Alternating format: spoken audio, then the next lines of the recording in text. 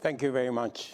As you have said, this is a very important fora for the continent of Africa and the US to recalibrate and possibly re-engineer the relationship between America or the US and Africa, especially in the space of trade and investment.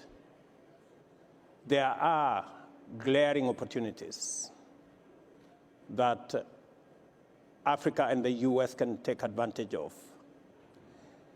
We need to engineer a win-win formula.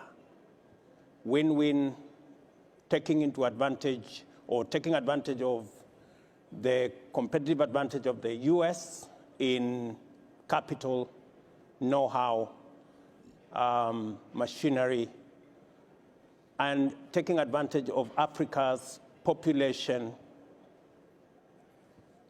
energy resources, and the obvious Africa Continental Free Trade Area that gives us that leverage. So what I see as the opportunity that exists between the US and Africa is that while the US has huge capital potential, on the other hand, Africa, with 1.4 billion people, going to 2.5 billion people by 2050, combines the opportunity of capital and population. And when I say population, sometimes population is seen as in terms of income. But I dare say that if you look, for example, at techno, by investing in telephone for the Africa continent, they have become the third largest mobile company in the world because they have taken advantage of the numbers in Africa. Let me give another example. The World Report tells us that food and agribusiness is going to be a $1 trillion business, up from $300 billion at the moment. Again, the US, with the know-how and with machinery, can take advantage of the huge land resources in our continent, the big population in our continent.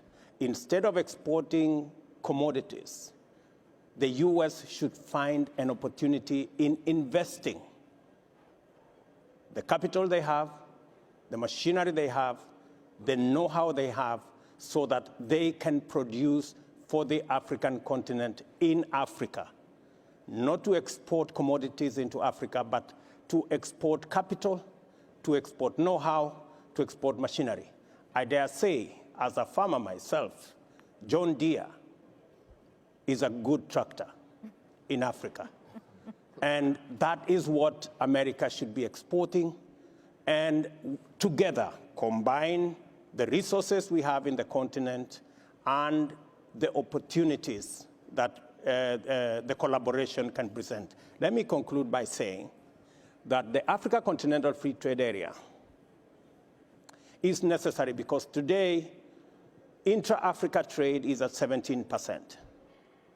It presents to us an opportunity because Asia, what can America do?